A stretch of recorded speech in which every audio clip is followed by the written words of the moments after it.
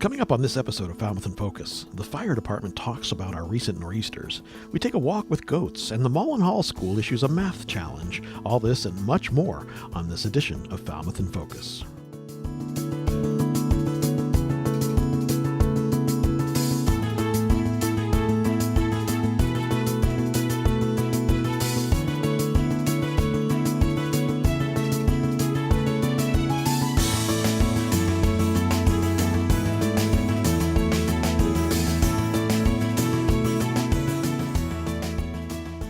Hello and welcome to Falmouth in Focus, FCTV's current affairs program. I'm your host, Michael Kasparian. Despite a mostly dormant start, our winter storm season has shown to be finishing strong with 3 nor'easters in the first half of March. In our first piece, we speak about the preparation process and response to these emergency situations with Deputy Fire Chief Scott Thrasher. Beginning of March 2018, we had a significant northeast storm in Falmouth. Our event took place from the 2nd to the 4th. That was Friday, Saturday, and Sunday. But for this weather event, we knew we were going to have a significant coastal flooding over a long period of time. We understood that it would incorporate 3 high tides, and we also knew that it would be a lot of high winds. Sustained weren't the concern, it was the gusts, but being in the lee of the Cape with a nor'easter, we were kind of wondering how that would impact us. That was our concern, so that was the unknown for us. The morning started as we anticipated, heavy wind and rain, and the winds were to build over the morning. And about 6 p.m. is when I think we started to get the significant gusts that were forecast. And that's when we started having a very quick spike in calls for down power lines, arcing in trees, fires in trees.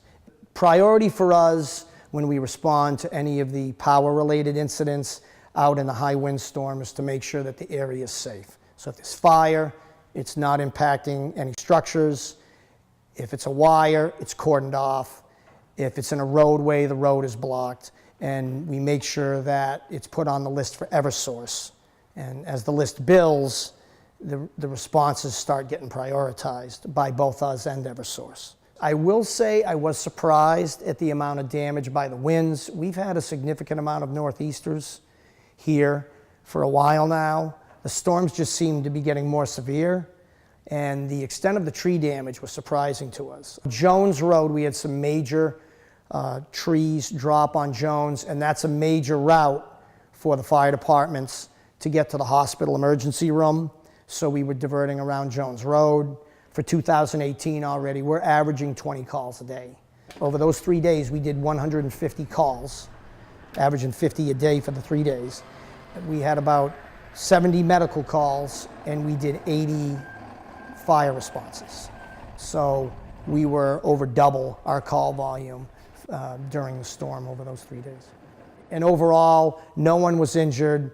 The guys did a fabulous job. The police department, the DPW, the tree crews were out there Friday night assisting, clearing roads. I mean, it was an all-hands-on-deck effort, and it was professional from start to finish. So we did a short piece on our storm March 2nd, and here we are a week later, and we're now dealing with our second nor'easter, our blizzard that we had on March 13th. It started March 13th, and today it's Thursday, March 15th, and we're still dealing with the aftermath of the storm.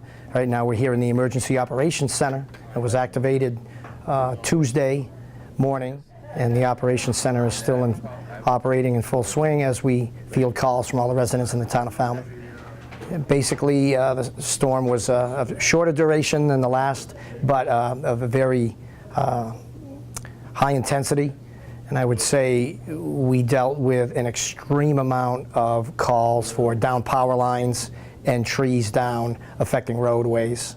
And within the last 3 days, we've also had 4 structure fires, 2 of which were directly related to the power coming on in residents that were unoccupied, and we had another where they were heating in a house with a fireplace and it had extended into the wall. And once again, it was a strong effort on all parties involved, and we can't wait for spring to come soon enough.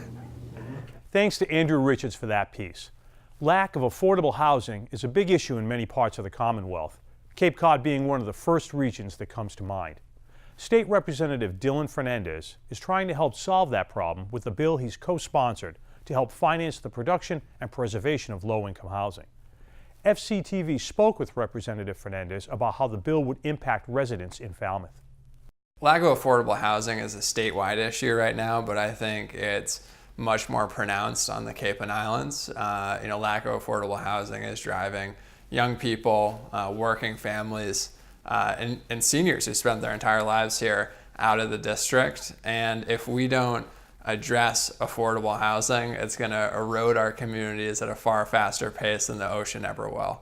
And so in the legislature, we've been really focused on advancing affordable housing initiatives. The most recent iteration of that was this affordable housing bond bill. There's been a lot of discussion on Beacon Hill before I got there about the need for more affordable housing stock in Massachusetts, and this bill is the final culmination of a lot of advocacy work from a whole host of organizations across the state that came in and have put pressure on the legislature to try and fix this affordable housing problem. This bill is a $1.7 billion housing bond bill. It's a bond bill that is over a 5-year period. And so there are different components of the bill. The two main ones there's a $400 million piece in the bill that goes towards building new affordable housing units across the state. This is really important. There's actually a provision in this section for first-time home buyers as well. And then there's a $600 million piece of the bill that goes towards upgrading existing facilities, because we have a lot of affordable housing stock across the Commonwealth that haven't seen any renovations in a really long period of time. And those are the two largest kind of monetary chunks of the bill. There are a lot of other components. One component that I in particular advocated for was community investment tax credit. Representative Peake from Provincetown sponsored this amendment to the bill. I co-sponsored it, and basically it allows for people to donate to community investment corporations that support affordable housing. We're in a situation right now where there's just a huge lack of housing stock, and people are really struggling to make ends meet in terms of paying for rent. Like, a lot of people are paying 40, sometimes 50, sometimes 60% of their monthly income on rent. That is, that's bad for a lot of reasons. One of the main reasons is that if you're spending that much on your rent every month, you're not saving up money for a home, because you have all these other things you got to pay for: groceries, car payments, whatever. There are additional provisions in this bill that help out people with disabilities, creates housing for them. I filed a first-time home buyers bill on the House, and my colleague Julianne Cyr filed the same bill on the Senate side. A lot of pieces of legislation that we work on are nonpartisan, and this is certainly an example of that. Of course, there are others that are very partisan, but this is a nice piece of legislation that I think almost everyone can agree on. Thanks to Chris McNeil for that story. The Steamship Authority has recently begun the reconfiguration of their facility. The process began with the demolition of their administration facility to make more room for new ferry terminals. In this next piece, we speak with Steamship Authority General Manager Bob Davis about the changes to the site. First off, we started with a feasibility study a number of years ago in terms of looking at that facility and what needed to be done and how we could refurbish it. And the issue we had was with the terminal building itself, and where the administration offices were on the second floor. The condition of that building, as well as where the slips needed to be placed, made it impractical for us to try to preserve the building. So the first step had to be for us to find a location for our offices, which we determined was here in Falmouth at the Palmer Ave parking lot. Well, the original plan actually had been it was only going to take 2 or 3 days to take the building down. In light of the weather conditions that we have now, they determined that what they want to do is they want to take pieces of the building down, remove those pieces, and use the remaining part of the building as a windshield as they do that, so that way we don't have any debris that gets blown around. So it probably will be, instead of it being a 3-day process, it's probably going to be about a week or so process. You know, it wasn't just the public, it was the staff as well. You know, a number of us have worked there for years. I myself have worked there for over 31 years in that office. It's a great location. We had people that worked there their entire careers of 45 plus years. It's served us well, but it was getting very dated and was in need of refurbishment, and it just made it impractical to try to do it there in the flood zone. It's a piece of history kind of gone. My dad worked here for 30 years as an engineer. I'd be going on the boats with him every day, or not every day, but every once in a while when I could, when he'd let me. But seeing it gone, it's amazing. It opens up the view. Thanks to Beth Colt and Catherine Bumpus for providing us with the time-lapse footage, and to Bob Fenstermaker for his coverage. There are always topics to report on from Town Hall, and this week is no exception. Here are some updates from recent municipal meetings, chosen based on community impact. During the last Selectmen's meeting, Town Manager Suso introduced 2 new town employees to be affirmed by the board. Mr. Suso introduced Thomas Bott to the Selectmen to be the new town planner for Falmouth. Also introduced to the board was Gregory Banworth, Falmouth's new Director of Information Technology. Really getting excited to hit the ground running come the end of March and work with the town and get to know the nuances and bring the various aspects of my career into the town. I want to thank you and the board for your confidence. I've been a planner in the Commonwealth for about 20 years or so now, and I bring to the position those sort of requisite skills that are necessary. I have a slightly thicker than average skin, and I have a sense of humor. And I don't want this to sound like any sort of challenge, but frankly, there's nothing you can say to me that I'm going to take umbrage with. I need to hear from people. I talk to people. It's a terrible role model for my small children because I talk to strangers. But I'm happy to be here, and I look forward to meeting you and learning more about your town. The Selectmen also heard a report from the Waterways Committee. Jeff Thomas, chairman of the Waterways Committee, updated the board on what actions and progress the committee made in 2017. He then gave an outlook for 2018 to the board, focusing mainly on dock replacements, new lighted pilings, a marina reservations management system, a new mooring management system, and dredging. No matter what we do for dredging, the issue is where are we going to put the sand? We put it on the beaches, and this is really a coastal resilience issue. All that sand on the beaches ends up back, and then we have to dredge it again in the future. But when we do finally get these permits and are able to dredge, one of the issues is where are we putting the sand, and that's not always something that's easy to solve. Assistant Town Manager Peter Johnson-Staub addressed the board with an agenda item discussing upgrading the Selectmen's meeting room. Mr. Johnson-Staub talked about particulars regarding the configuration of the room, presentation displays in the room for the audience, audio quality, and microphone usage by board members. The layout is this existing table would move back just a foot and a half, a couple feet, so that we maximize the space. And the podium will go roughly where it is, with only limited ability to move it, so because it's going to be wired under the floor and out, so that we don't have any exposed cords, and we don't want people yanking those cords out of the ground. So including the new podium and the addition of the table, all in, we're looking at approximately $75,000. And we are ending up going forward with the camera installation and the audio visual installation being the same vendor. To watch any of these meetings in their entirety, please visit FCTV's website at fctv.org.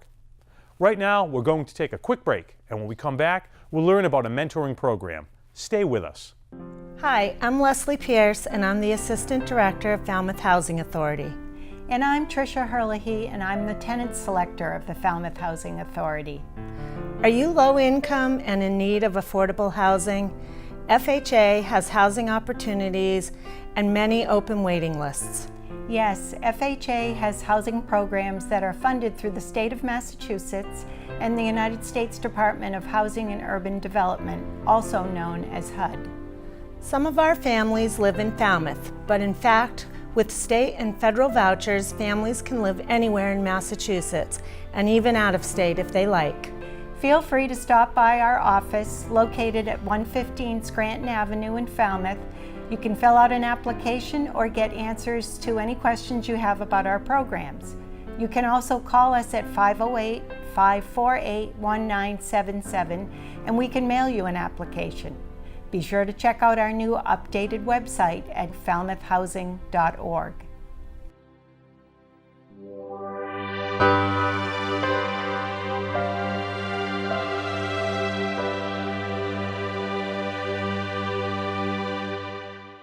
Welcome back. March is recognized as Women's History Month, corresponding with International Women's Day on March 8th.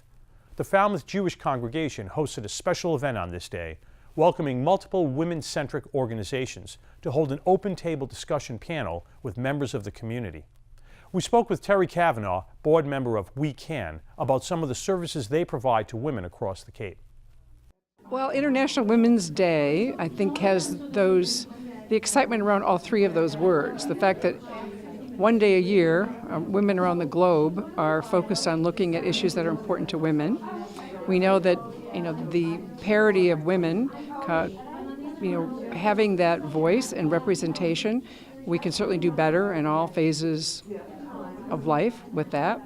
And it's really helpful to shine the light on what amazing services exist here on Cape Cod to support women.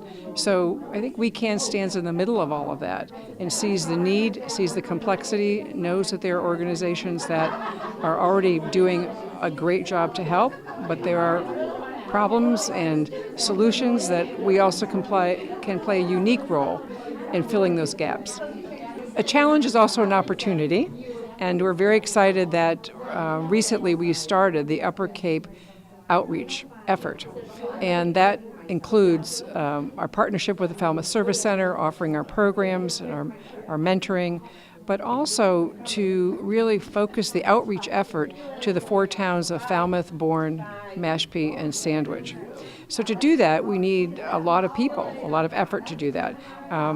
And we're building a core of ambassadors, people from each of the communities who really have an interest in helping us spread the word, and conversely letting us know where there are opportunities for events or speaking opportunities. We're always looking for collaboration. I think the Falmouth Jewish congregation did a really wonderful job today by putting this panel together. We Can was really speaking about the personal need and the personal solutions and creating strength and advocacy. But in addition, we really shared a lot of conversation about the political process, about the advocating and expressing your civic duty, and again, becoming educated as to all the opportunities and the nonpartisan and the not-for-profit efforts that are really underway. It's just quite exciting to be able to be in a room and again see the partnerships forming, seeing people having energy and passion around their civic duties and caring about the issues that are that important to women. Thanks to Alan Russell for that coverage. On the first Sunday of each month, goat herd Megan Hannawalt takes curious visitors and her 4 goats on a journey through the bogs of East Falmouth to clean up the dense brush surrounding it. FCTV was taken on a private walk of the area, as we'll see in this next piece. Hi, I'm Megan Hannawalt, and I have 4 goats.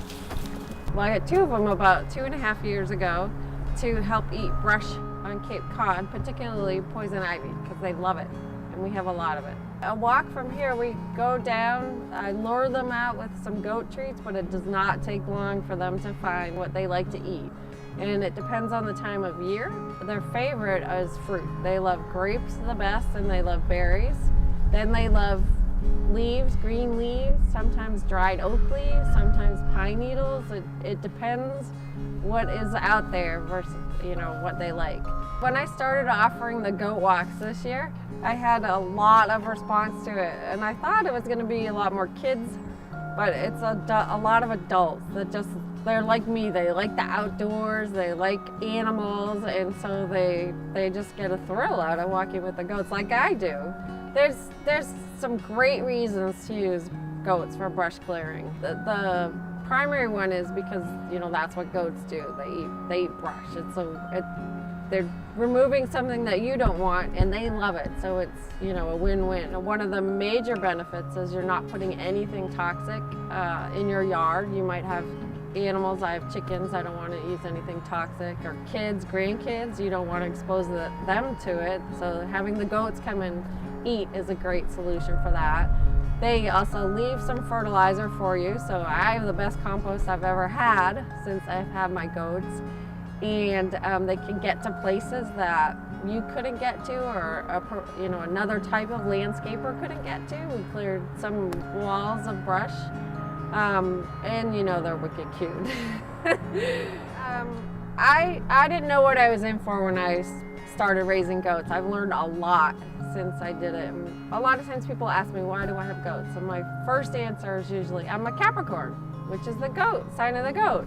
So I've learned a lot about what it takes to keep a goat healthy, and also, you know, just to enjoy the joy of the goats. When they're walking, they, you know, walk a little funny, and I enjoy learning what they like to eat. I like knowing what they should not eat, what's toxic to them, and yeah, they're just super fun.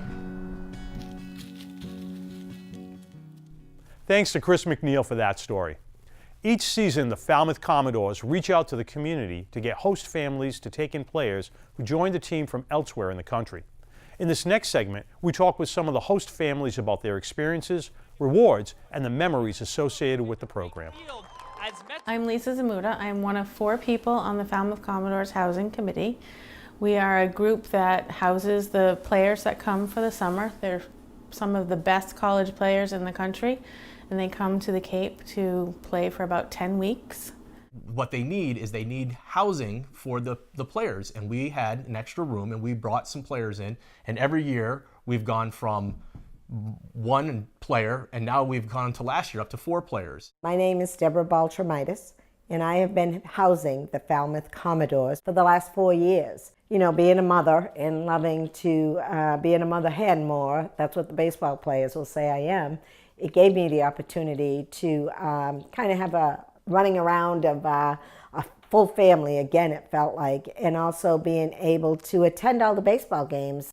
These players come from all over the country, as far as Oregon and California, as down far as Texas, Florida. There's some from New England. In 2014, that was the first time I housed the baseball players. I took in 2 young men, one Ryan Mosley, who went to Texas, and also Trevor Morrison, who came from Oregon State. Ryan Mosley is a right-hand pitcher, and he was drafted early on and is now with the Dodgers. Trevor Morrison, he is with the Milwaukee Brewers, and he is in training still today in time. For me, having a baseball player in the house was one of the best things ever. They, not only do you get to go and watch them and root for them and have fun during the games with all the other kids. We go boating. Yeah, we go boating. We had a bonfire. Trip to New York City. We do just a whole bunch of stuff. They've played ball with me after the game. They're a lot of fun. It's like having a good best friend in the house with you, and it's just a great experience. I have to say I've been very fortunate. I got very close with the families of these young men. They've stayed, their parents have stayed in my home while they were here. And that's an ongoing relationship that I still have with a lot of these families today. I keep in touch with everyone that's been here, whether it just be a quick text or card once in a while at Christmas time, or there's some that I talk to regularly. We've been to weddings of players. We've had players that have been in weddings of each other. I'm starting to have some host grandbabies now, which is kind of exciting.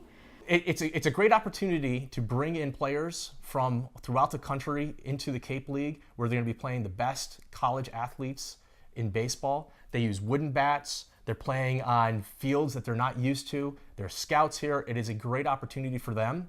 And it's a great opportunity for us because not only do we get to go watch good baseball, but the bond that we build with them is fantastic. They really become part of your family, which is kind of the best part about all of it.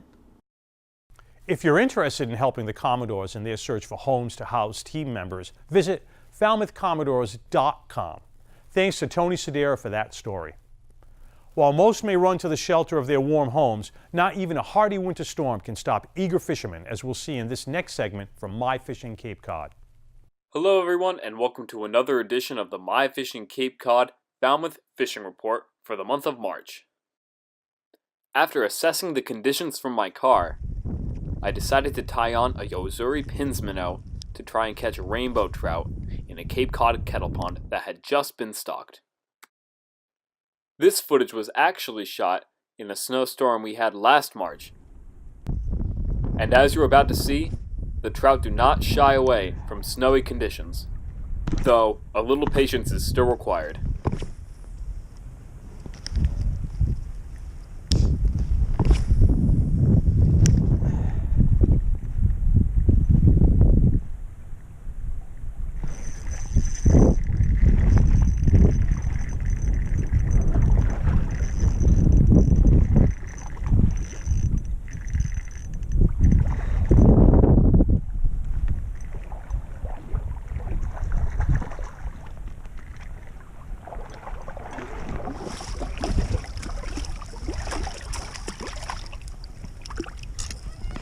You'll notice that I try to keep this fish in the water as much as possible when landing and unhooking it, and that is to preserve their health.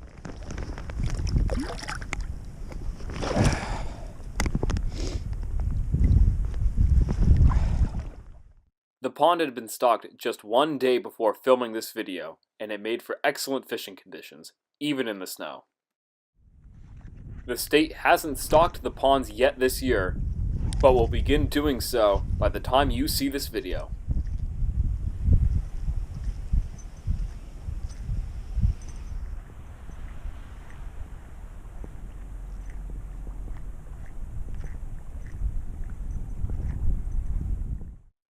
This is Andrew Burke of MyFishingCapeCod.com signing off.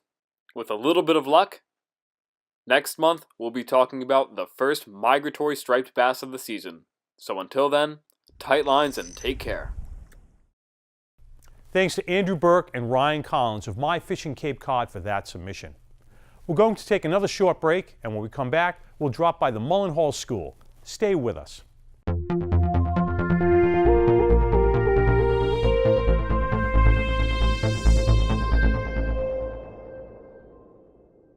Welcome back. The Mullen Hall School has recently issued a challenge to the community. Log 1 million math facts by the end of the month, aptly titled March Mathness. In this next piece, we speak with Mullen Hall teacher Kathy Rebusil about this ambitious challenge. This month, we decided at Mullen Hall that we were going to celebrate March Mathness by having a march to 1 million. And what we're trying to do is get 1 million math facts completed in the month of March. We're doing it as a school, but we're also asking for help from the community as well. Now, our kids do it on paper, but the community can go online, and there's 2 ways you can go online. If you go around town, we have these posters up, and there's a QR code, and if you scan the QR code, that will take you directly to the place where you can do the facts for us. There's also a tiny URL that you could go to that, and you could do it there as well. We've had 7 days of school since we've started our march, and we've gotten 41,350 responses online, and our students have done 355,646 facts. We've gotten 6 continents. We've got responses from 6 continents, and we've gotten responses from 27 states. We have a response from Alaska. We've got, I think, all of the New England states. We have had a huge jump in fact fluency since we started. Kids are begging for these sheets so that they can do them at home or when they finish their work or anything like that. My class does a Mad Minute every morning, which we graph the results of, and kids have gone up 5 and 6 problems in the time that we've been working on it. So it's really been, a great way to get them to practice math facts, but it's been a fun way to do it, and so it seems to go better that way. Thanks to Ryan Weber for that piece. Here at FCTV, we want you to know that television can be as easy as hitting record on your smartphone. We'd like to invite all Falmouth residents and visitors to share their slice of life with us. Email us your photos and videos or upload them to Facebook, Twitter, or Instagram using the hashtag MyFalmouth or Falmouth in Focus to be featured on the show. Thank you to our most recent contributors.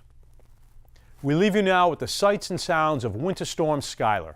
Thanks for watching Falmouth in Focus. We'll see you next time.